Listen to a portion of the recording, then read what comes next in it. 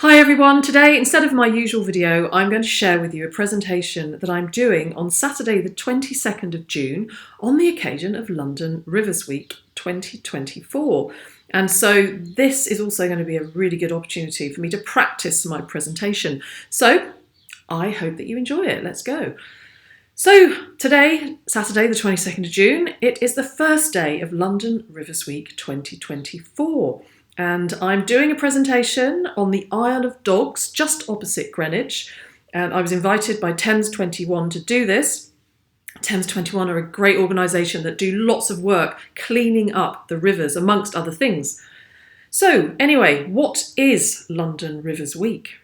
Well, London Rivers Week is a week-long annual campaign inspiring the public to celebrate all of London's rivers and the many projects taking place to protect them.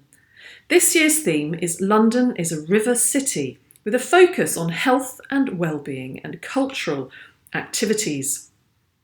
So when I read about celebrating all of London's rivers, it made me realise that I have no idea how many rivers London has. I mostly focus on the River Thames, so a little bit of Googling. And according to the Wandle News, there are 26 main rivers in London, and that includes the River Thames. And so before I go along any further, I really want to thank Thames 21, who invited me here today, for all the work that they do to create a healthy and safe space on these rivers so that we can go down and have all the benefits of being next to the water, which is just so important. All these rivers are so very important to us.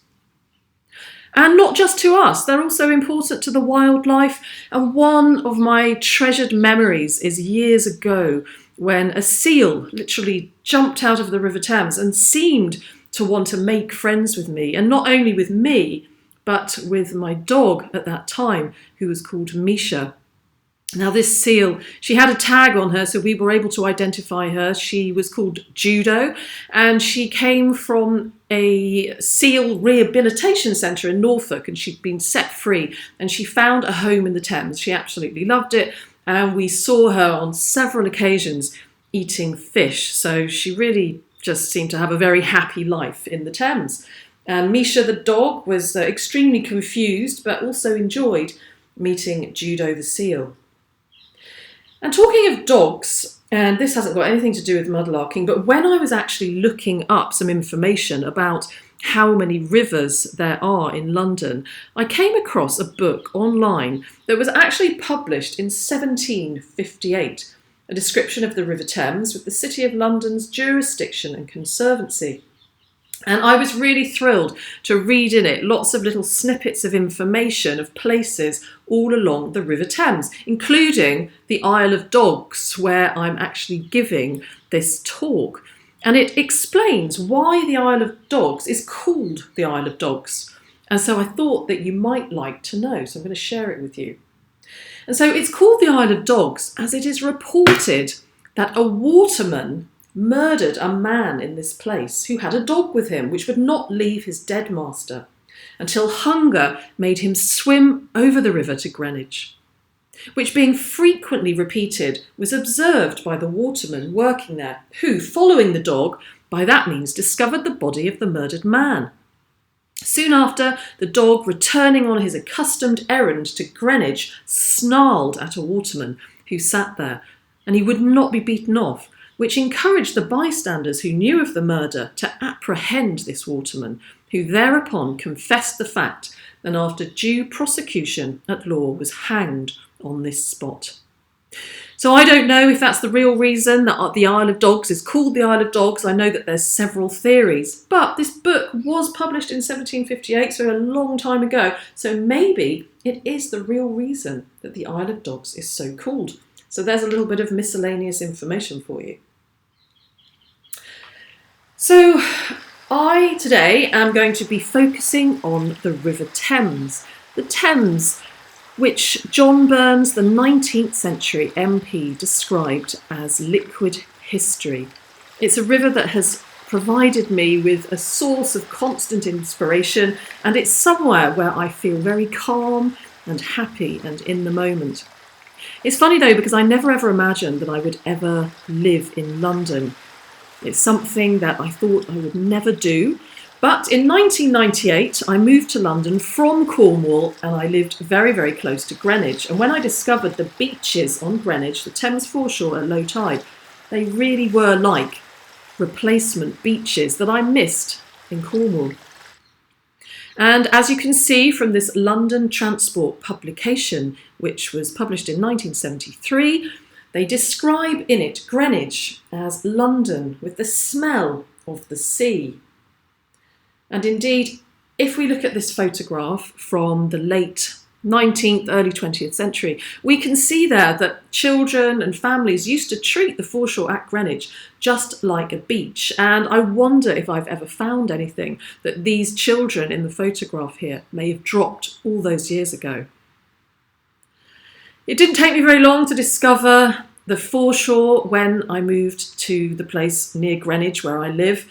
And I discovered all sorts of little pieces of history on it, starting with bits of pottery and glass, and then so many different fragments. A wealth of objects, all with a history of their own, just waiting to be discovered. And as many of you who watch my channel on a regular basis will know, my favourite kind of finds are those that I can link to a person or a place from the past. And here is just a few of those types of finds that I love. And they don't have to be anything special. If we take a look here, for example, at this piece of broken pottery, on it has William Sloman, Wine and Spirit Merchants, Ship Hotel, Woolwich. And when I started investigating William Sloman, I came across a case in the Old Bailey from years and years ago where somebody was trying to steal money from the Ship Hotel to go and buy himself a large piece of cheese in another shop in Woolwich. So you just never know what rabbit holes these pieces are going to take you down. So John Burns may have described the River Thames as liquid history, but I love to think of the River Thames as a giant liquid storybook. So today I'm going to share with you some of my favourite stories from the River Thames and the voyages of discovery that they've taken me on. So let's start with a piece of local history. So along the Greenwich Riverside, there used to be lots and lots of industries and factories, and they're pretty much all gone now, all replaced with very big glass and metal apartment blocks and flats. And this here is a soap stamp from one of these factories, the early 19th century Thames Soap Works, which was owned by Wilkie and Soames. Wilkie and Soames Limited. And if I do a little click here, we'll see how this soap stamp would have made the bar of soap look. Lovely big bar of soap with Wilkie and Soames on it. So Wilkie and Soames very aptly declared Greenwich the world standard in both soap and time, Greenwich being the home of time, of course. And the soaps included Big Wilkie, Wonderful Washer, which were described as no-nonsense, heavy-duty cleansers for the hard-working housewife in her war against dirt and disease. They also had a speciality candle, which was called Greenwich Sperm. Now, on the subject of soap, my next find, which I'm going to share with you, is related to somebody who did not like to have a bath. In fact, it's said that she had about one bath every month at a push. I wonder if you can guess who I'm talking about.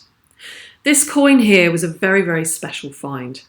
I'd actually finished mudlarking for the day. This was several years ago now in Greenwich, and I was just standing looking out over the river, and it was dusk, it was getting dark, and I was deep in thought. And I looked down, and in between my boots was a round object, and I thought that it was probably something industrial, but I picked it up and had a look, and I realised that it was a coin. But I couldn't at that point see what the coin was. So I took a photograph of it and put it on Twitter, and very quickly I found out that it is actually a Queen Elizabeth I silver half a crown dating back to 1601. And that's a pretty rare find. I don't know of anybody else who's found a half a crown in the River Thames, and it was made all the more special by what was written on it. Here you can see it a little more cleaned up, and it has on it, on the legend around the edge, a legend in Latin. I'm not going to try and read the Latin, but it actually translates to, "I have made God my helper." And this was particularly special for me because at that point I was about to give up my job and I wasn't quite sure how things were going to go. This was back in about 2016, I think, and I was sort of thinking about it, looking out over the river. So finding this was really quite special. Another reason this coin was very special was that, having found it in Greenwich, of course, Queen Elizabeth was born in Greenwich on the 7th of September 1533, and apparently Greenwich was one of her favourite places, and one of her favourite palaces was the one in Greenwich. So she was there quite a lot, and apparently she used to be renowned for her sugar-fuelled parties that she had in her palace in Greenwich. She absolutely loved sugar. Marchpane, which is like marzipan, pastries, tarts, cakes, creams, custard, crystallised fruit and syrup, novelties made out of sugar, such as wine glasses, dishes, playing cards, and even St Paul's Cathedral. So there was a lot of sugar at these parties, and she loved sugar so much that apparently her teeth were black. And in fact, back in those times, the wealthier you were, the more rotten your teeth were likely to be. Having black teeth became a status symbol, and people blacked their teeth so it looked as if they were rich enough to buy sugar. So did somebody leave one of Queen Elizabeth I's opulent parties and lose this coin as they stumbled out? Of course, we'll never know, but that's the beauty of mudlarking. It takes your imagination on a journey, and I always love to imagine who lost each coin that I find on the River Thames. Now, my next find is also a coin a lot smaller than the Queen Elizabeth I silver half a crown, but it has a very big story. You can see it here, the difference in size. It's really rather tiny. It's actually a 17th century trader's token, and by the time it was issued in 1657, Queen Elizabeth had been dead for over 50 years, and Oliver Cromwell was at the helm of the country. Now, traders' tokens were issued by businesses between 1648 and 1672 in response to a lack of small change. And this Thames-found traders' token, issued in 1657, was issued by a Brian Appleby, who was a wine merchant. He had an establishment called Ye Maidenhead, which was in Pudding Lane, and all that information is actually on this token. We can see here there's 3 initials. There's an A, a B, and a W. So the A stands for Appleby, the B is for Brian, and the W is the first name of his wife, who was called Winifred. So a very fruity couple, Brian and Winifred Appleby. Issued in 1657 in Pudding Lane and at Ye Maidenhead. And here you can just about make out what's supposed to be a maiden's head, and that's the name of the establishment. It was like a spirit merchants, and they also used to serve food. And it was in Pudding Lane, so let's visit the busy streets of Pudding Lane in London in the 17th century. And at first, I was rather hoping that pudding might refer to some nice, tasty puddings, chocolate pudding, treacle pudding, that kind of pudding. But no, Pudding Lane was a very, very busy place with lots of butchers. And pudding is actually a medieval word for offal or animal guts, which would frequently fall off of the carts coming down Pudding Lane from the many butchers that lined the street. And Pudding Lane, of course, is also known as the place where the Great Fire of London started in 1666. So Ye Maidenhead, where Brian and Winifred Appleby worked, would have been frequented probably by the butchers when they went there for their lunch, maybe. Also the people that came to Pudding Lane to buy their meat. Pudding Lane was actually a one-way street down to the Thames. You can just see it here. And the offal, the waste meat, was thrown directly in the Thames or put on the waste barges. So I can imagine it would have been a pretty smelly place to be. So perhaps going in Ye Maidenhead for a nice drink would have been a nice break from being out on the smelly streets covered in offal. I thought it would be fun to look up and see what kind of drinks Brian and Winifred might have served in their establishment of Ye Maidenhead. And I came across some really great names of ales that were served back in those days, such as Mad Dog, Angel's Food, Lift Leg, Dragon's Milk, Stride Wide, Go by the Wall. And they also served Canary, which was a sweet fortified wine, Muscatel, Claret and Spanish wines. So quite a lot of nice things there that they were serving in Ye Maidenhead back in 1657.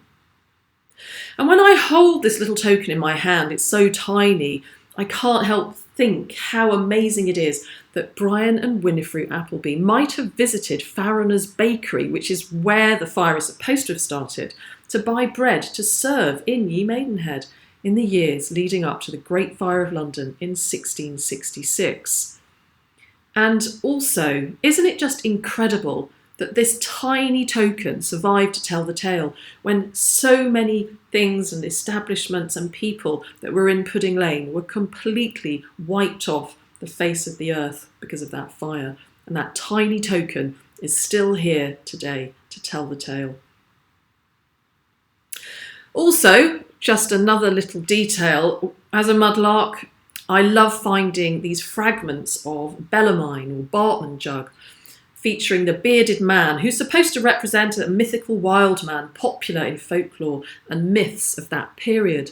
And it's very likely that Brian and Winifred Appleby had Bartman jugs in Ye Maidenhead. They were used between the 16th and 18th century for importing, storing and serving ale and wine.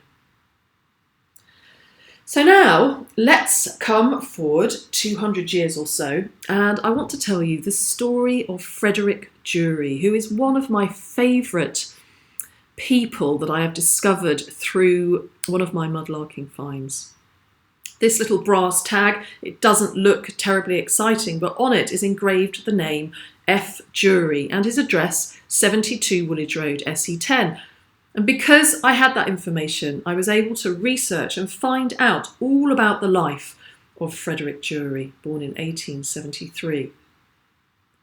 The first thing I did was go to visit 72 Woolwich Road, where Fred lived over 100 years ago with his wife, Sarah Amelia.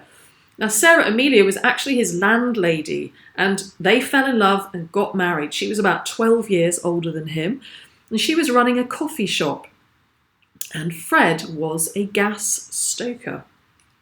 And I think their life was probably quite nice. She was running her coffee shop, he was doing his work, they were here at 72 Woolwich Road, but then the First World War broke out. And in March 1916, at the age of 42, Fred Jury travelled to Australia and joined the Australian Imperial Force. And this here is probably about the only photograph that exists of Frederick Jury. Now, why did he go to Australia to join the Australian Imperial Force? Why didn't he join the British Army? Well, I'm not too sure, but he was 42, so maybe he was too old to join the British Army. And also, apparently the Australian Imperial Force paid quite well. But for whatever reason, he travelled to Australia and he joined the Australian Imperial Force. And they keep amazing records. So I've been able to find out so much about Fred's career in the AIF. So later on in 1916, after he had joined up with the AIF, he embarked from Sydney and came back to Folkestone. And then he went on to France, where he fought on the Western Front during World War I. Here is a photo that I found featuring some of the Australian Imperial Force on the Somme in France in December 1916. You never know, one of them could be Fred. In March 1918, Frederick was hit by a stick bomb which fractured his left foot. And then on the 24th of June 1918, he was hit by a grenade thrown at close range. He was taken to Harefield Hospital in England, where he had several operations. And then, looking at his medical certificate, which dates to about 1918, it says, Fred Jury, about 45 years old, is suffering from multiple shrapnel wounds to his chest, arm, fingers, right hand, right thigh, left foot. Has had amputation of first and fourth fingers of right hand at metacarpal joints. Compound fracture of left foot, only just healed. He is still lame and has lost the arch of his left foot. So he went through an awful lot. But unlike many others, he did survive World War One, and he was discharged in 1919 with the Silver War Badge. Now you might think that that's the end of Fred's story, but I thought I would try and find out where his final resting place was, where he was buried. And we have such a lot of information at our fingertips now on the internet, so I was able to find out where he was buried, and it turned out that he is buried in the cemetery, which is actually very close to where I live, literally about 5 minutes walk, Greenwich Cemetery on Shooters Hill. So I went down there with the grave reference and I tried to find him, but absolutely no luck. It was like looking for a needle in a haystack. So I went to see the cemetery keeper, who was called Jason, and he unfurled this old map, this old parchment-looking map. And he said, oh, Fred is in the paupers section of the graveyard. Let's go and see if we can find him. So we went down there together and we searched around in the undergrowth. Still no luck. And we were just about to give up when we found Fred. And here is his gravestone. And on it, it says, in loving memory of Frederick Jury, beloved husband of Millie, who died 27th of January 1932. It was such a joy to find his grave and to tell his story because he never had any children of his own. Millie, and that was another thing that confused me because I thought her name was Sarah, but of course her middle name was Amelia, and so Millie was her nickname, her shortened name. He never had any children of his own, and so it was wonderful to just be able to tell his story now to so many people around the world and to just bring him back to life for a while. And I do go down there once or twice a year to put some flowers on his grave. And actually another nice little addition to this story of Fred Jury is that I found out that his wife, Millie, or Sarah Amelia, was also buried in the same graveyard, but I couldn't find her anywhere. And then, just this year, one of the people who worked in the cemetery said they'd found her grave. It was unmarked, there was no stone, but that was where she was buried. And so they actually made a little wooden cross and put a brass plaque on it with her name. So it's just wonderful. It's just now the two of them have been found. They're both in this cemetery, and I'm able to tell people like you all about them and tell you the story of Fred. Another little sad detail is that William Jury, who was Fred's brother, who also went to Australia to join the Australian Imperial Force, was injured by a bomb blast and spent the rest of his days in a hospital in New Zealand called Sunnyside. And now for another wartime story, somebody who wasn't quite so lucky. And this story came from this barge padlock, a 19th century barge padlock. Mudlarks love finding these because, again, there's often a name on them which we can research. And in this instance, I was very fortunate because there is a name, G.E. Morrow and Son Limehouse. And G.E. Morrow is George Edward Morrow. Now, George Edward Morrow moved back to England with his parents in the early 1880s from Australia. His parents had actually moved to Australia before, but they came back. And he established a mast, oar, scull and pump making business in Limehouse. In 1882, he married Clara Pow, a girl from the East End, when he was just 24 years old. They went on to have 11 children by 1899, 5 of whom died in infancy. All 11 of the children were baptised in St Anne's Church in Limehouse. Now, I was really pleased when I found this photograph because just up here, if you take a look, there is Morrow. So this must have been his premises. And there's 3 children here, and I wonder if they could have been George and Clara's sons. You just never know. So I carried on my research and I found out that George and Clara's youngest son was called Sydney. Sidney was born on the 15th of May 1899 and was baptised at St Anne's Church, where all his other siblings were baptised, on the 4th of June 1899. And here is an old photograph showing St Anne's Church here in Limehouse. In May 1918, just days after Sidney's 19th birthday, he was dispatched to France with the 10th Battalion, the City of London Royal Fusiliers. Sadly, just 4 months later, on the 14th of September 1918, just under 2 months before the end of the war, Corporal Sidney Walter Morrow, service number 72002, was killed in action in France. So he never returned to Limehouse at such a young age. It's just such a tragic story. And he's buried in the Hermes Hill British Cemetery in France.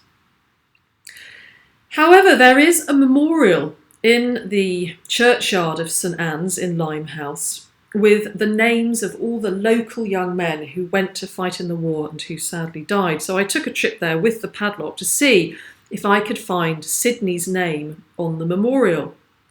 So here is the memorial, and indeed I was very fortunate. I found Sidney's name here, S and W, Sidney Walter, I think it's Sidney Walter Morrow, and I took the padlock back there. So you can see that even something like an old padlock can unlock a story which really is so important to tell, the story of this young man who went off at such a young age and died in the war.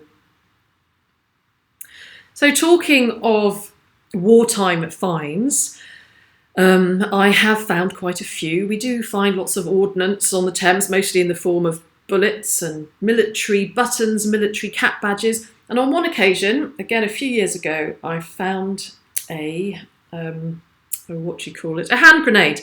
Now this hand grenade was probably issued to the Home Guard in World War II.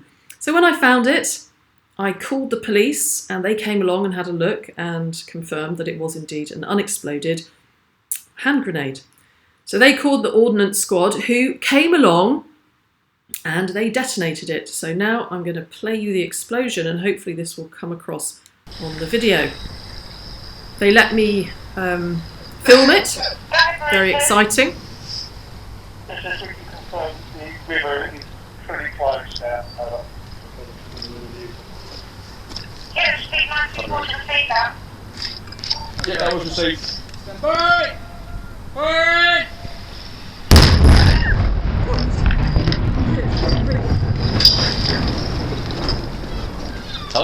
So as you can see, it did make me jump, and it also made me think how terrifying it must have been for the soldiers that were there during the war, who actually had these explosions going off all around them, like Fred Dury and Sidney Morrow. It must have been so terrifying. So now here we have another find which has a link to Australia, and this find just goes to show that a broken piece of pottery can also reveal a story that otherwise I would never have discovered. So this broken flagon belonged to Griffith Todd, a grocer and tea merchant from Greenwich in the mid-1800s. Griffith Todd, also referred to as George, moved to Greenwich in 1831 to expand his grocery business. And his grocery was in Church Street, Greenwich. You can see here, G. Todd, grocer, Greenwich. Now, Griffith and his wife Mary moved to Greenwich for the renowned educational establishments there, including naval institutions like the Royal Naval College and private academies, and they hoped that their children would not work behind a shop counter like they did. Well, it turns out that their hopes came true, and their son Charles did exceptionally well in maths and gained the opportunity to enter the Royal Observatory, where he worked as a supernumerary computer. It's a bit of a mouthful. A boy computer, in other words. Charles Todd then went on to work as assistant astronomer at Cambridge University and was one of the earliest observers of the planet Neptune. Their son is in fact Sir Charles Telegraph Todd. He was actually knighted.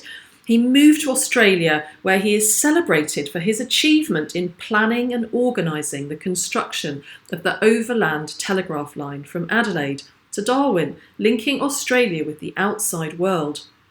And Alice Springs is actually named after his wife Alice. And here they are together. Charles died in 1910. And if it wasn't for this piece of broken flagon, I would never have found out about Sir Charles Todd, the son of Griffith and Mary Todd. What a change from being a grocer's son in Greenwich to then all these achievements that he managed to make and everything that he did. Such groundbreaking work that he did in Australia. So that's Sir Charles Todd. Somebody who I hadn't actually heard of at all until I found this.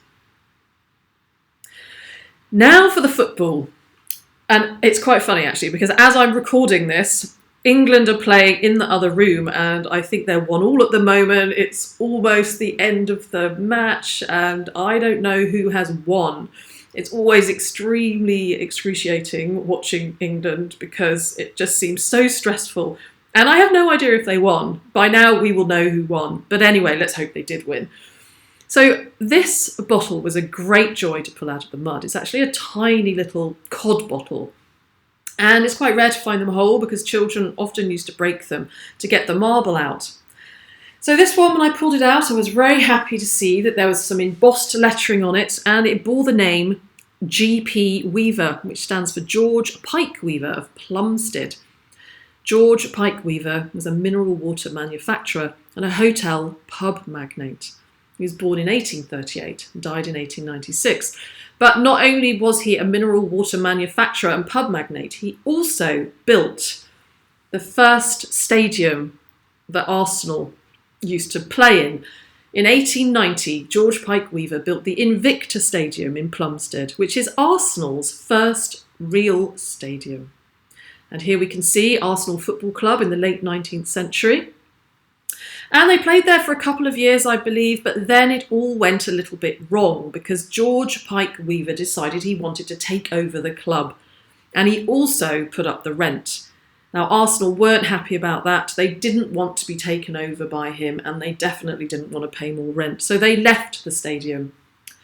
George didn't find anybody else to take it over, so eventually it fell into rack and ruin. And then it was purchased and houses were built on it. So there's pretty much nothing left of the stadium except some of the concrete terraces. And I read that in a few back gardens in Plumstead, there are these remains of some of the original concrete terracings from the Invicta Stadium. So off I went with my son to Plumstead to see if we could find some of them. And we knocked on several doors and then finally somebody let us in and took us out in their garden. And here are some of the original concrete terracings from the Invicta Stadium that George built. Quite amazing. You would never know. They're actually listed so the people who own these houses can't do anything with them.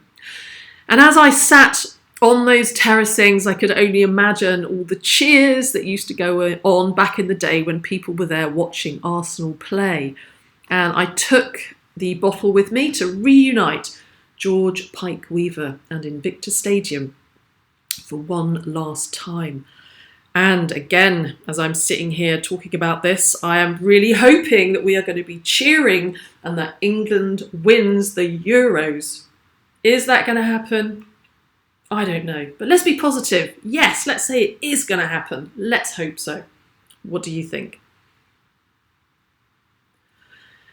Moving on to clay pipes. If you watch my channel on a regular basis, you will know that I do like to find a good clay pipe. And this one is probably my best find ever in terms of clay pipes. It's a church warden pipe, which dates to about 1820.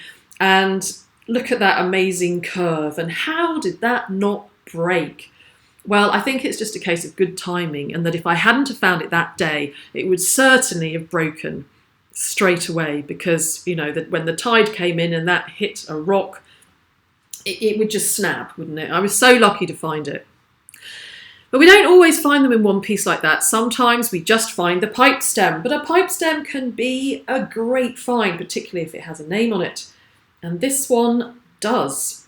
there is T. Stubbs, and this stands for Thomas Jephthah Stubbs. Born in 1839, died in 1912, and he was a Plumstead clay pipe maker, and he was the son of Ellen and Jephthah Stubbs.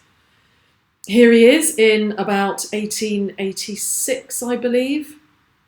And these are some of the pipes that he has made. I've been lucky enough to find quite a few. He was quite a prolific clay pipe maker, but he had a really difficult start to his life, because when I started researching him, I discovered some records of Christchurch Workhouse that shows that his family spent a lot of time in Christchurch Workhouse. They really were quite poor. His father was also a pipe maker, and being a pipe maker wasn't a particularly lucrative business. It was very, very competitive, and it would appear that his father went through a lot of financial hardship, and so the family had to spend quite a lot of time in the workhouse.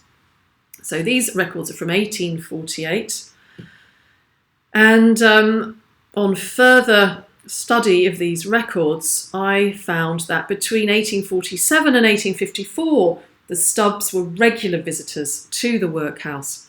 But Thomas and his brother Henry discharged themselves in 1853. I think Thomas would have been about 14 then, and they never returned to the workhouse.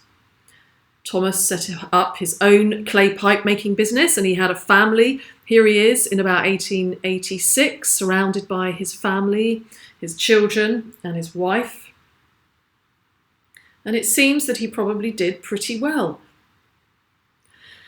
There's one little detail that I wanted to tell you about that I found out later when I was doing my research, and that is that when Thomas Jephthah Stubbs' son was about 13, he was caught stealing holly with a friend from gardens in Plumstead around about Christmas time.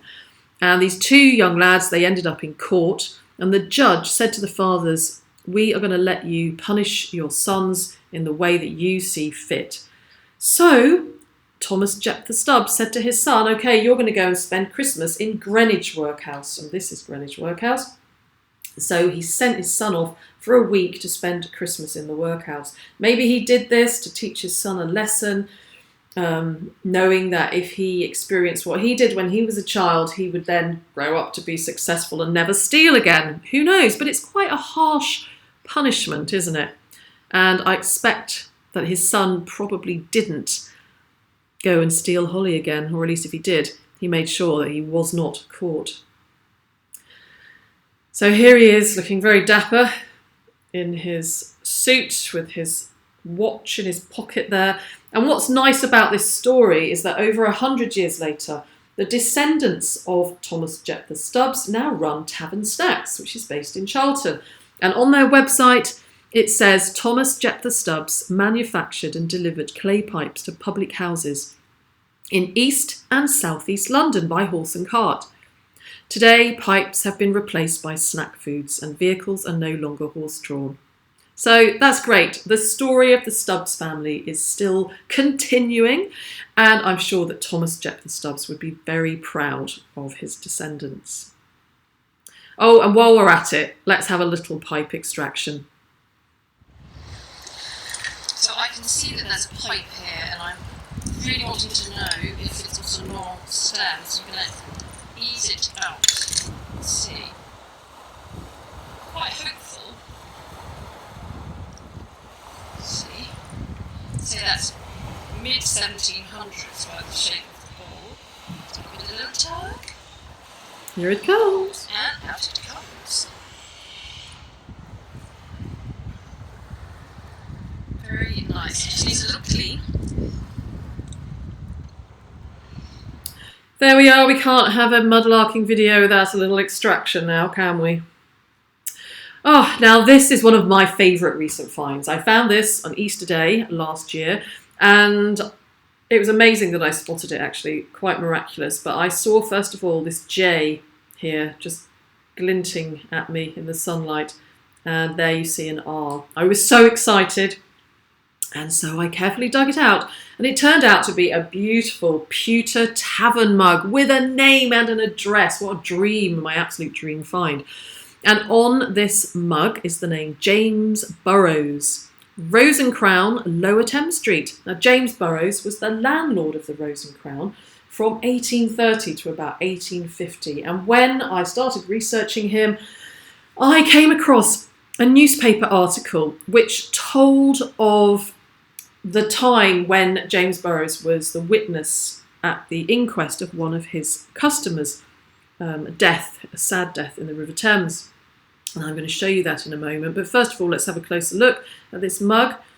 You can see that beautiful engraving there. And here we see the William IV verification mark, which would have verified that it held the right amount of liquid. And here we see a lovely B standing for Burrows. So here we've got this London newspaper article dated 26th of April 1840. So as I said, James was a witness at the inquest of the death of one of his customers, William Sweet, who drowned himself in front of Customs House in 1840. And they published an excerpt of a letter that he wrote to his brother and sister before his death, so a suicide note. And a couple of phrases from that letter I'm going to read to you. He says, "A few years ago, I wrote a letter to Miss Owen. That letter has been my ruin. And when you receive this letter, I shall be a dead man. I intend to drown myself at high tide, for I am sick of the world." This is what William Sweet wrote. So then, James said that he knew the deceased for the last 10 years. Presumably he used to go and drink in the Rose and Crown. And he saw him last alive on Monday afternoon, the day previous to the rash occurrence. He then appeared a good deal agitated in his mind, complaining of poverty and of being degraded. And by being degraded, he meant the refusal of Miss Owen, sister of his former master, to marry him. And that was James Burrows' statement. So a terribly tragic tale of somebody who was rejected by somebody who he had fallen in love with. He obviously felt rather stupid that he'd written to her and felt that life just wasn't worth carrying on. So he drowned himself not far from the Rose and Crown Tavern, just in front of Customs House in Lower Thames Street.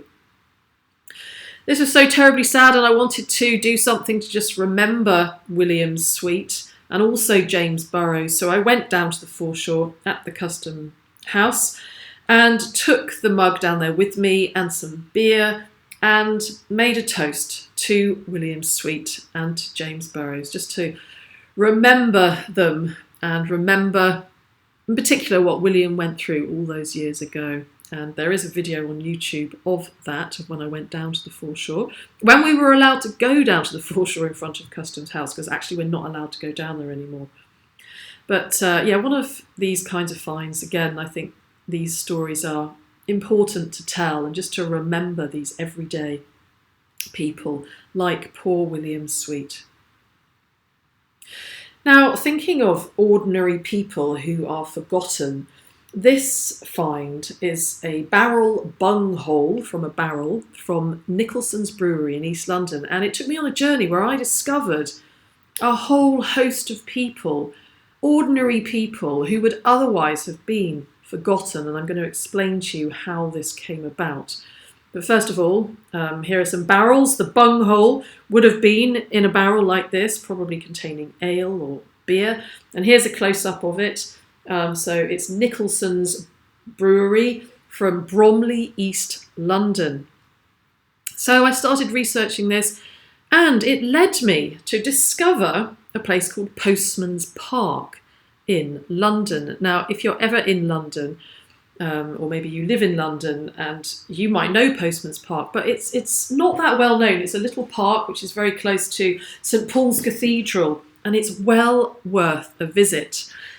In 1900, in Postman's Park, a Victorian artist called George Frederick Watts created a memorial to heroic self-sacrifice, a memorial to ordinary people who died while saving the lives of others and who might otherwise be forgotten. So there's lots of plaques in Postman Park telling of brave things that ordinary people who have done who may otherwise have been forgotten. For example, this very sad one here, a young lad called David Selves, aged 12, off Woolwich, supported his drowning playfellow and sank with him clasped in his arms on September the 12th, 1886. And here, Sarah Smith, the pantomime artiste, Prince's Theatre, died of terrible injuries received when attempting, in her inflammable dress, to extinguish the flames which had enveloped her companion on January the 24th, 1863. And then, this is what relates to the barrel bunghole. Godfrey Nicholson, who was the manager of that very distillery in Bromley, the manager of a Stratford distillery, and two workmen, George Eliot and Robert Underhill, successively went down a well to rescue comrades and were poisoned by gas on July the 12th, 1901. So Godfrey was actually the manager of the brewery where this comes from, and died trying to save some people down a well, and succumbed to poisonous gas at the bottom of the well. So, another tragic story. A lot of these stories are very tragic, aren't they? Unfortunately. But it was, again, very special to find out about Godfrey's heroic deed and the heroic deeds of many, many others. And like I said, if you get an opportunity, go and visit Postman's Park in London, and you can read about so many other people who died and who were just so very brave. There is actually a memorial which commemorates the centenary of the tragedy of the Nicholson's brewery. It was unveiled in 2001 to commemorate the centenary, and it's called the Helping Hands Memorial. And here it is here. So another very moving memorial. So we're almost at the end now of my presentation, and I just wanted to mention a couple of the odder finds. Here we have my dear African dog. Well, this dog, which I nearly left on the Thames foreshore because he looked a little bit gruesome. It turns out that he's actually a piece of art from the Democratic Republic of Congo. He was made by a spiritual doctor and a sculptor. They would have made it together. And he's called an Nkisi Kozo power figure. And there's an awful lot of history associated with this sculpture. And it just goes to show we can't judge these things just by the fact that they have nails in them.